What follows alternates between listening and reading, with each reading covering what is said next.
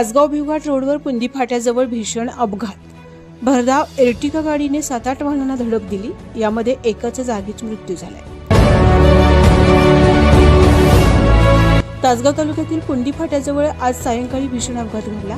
बलगवडे येथून तासगावकडे भरधाव वेगाने येणाऱ्या एर्टिगा MH3 BS 7467 या कारने नियंत्रण सुटल्याने रस्त्याच्या कडेला उभ्या असलेल्या सुमारे 7 ते 8 वाहनांना जोरदार दिली.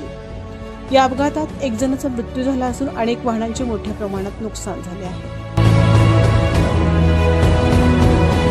मिळालेल्या माहितीनुसार चारचाकी गाडी चालक सयाजी पाटील वय वर्ष 43 राहणार बलगवडे यांची गाडीवरील ताबा सुटून झालेल्या अपघातात नारायण कोळी वय वर्ष 55 राहणार बलगवडे मयत झाले आहेत. ते तासगावकडे जात असताना पुंदी फाट्याजवळ पावसामुळे रस्त्याच्या कडेला गाडी लावून शेडमध्ये जाण्याची तयारीत होते. त्याचवेळी पाठीमागून भरधाव वेगात आलेल्या एर्टिगा गाडीने त्यांना जोरदार धडक दिली. त्यात त्यांचा जागीच मृत्यू झाला.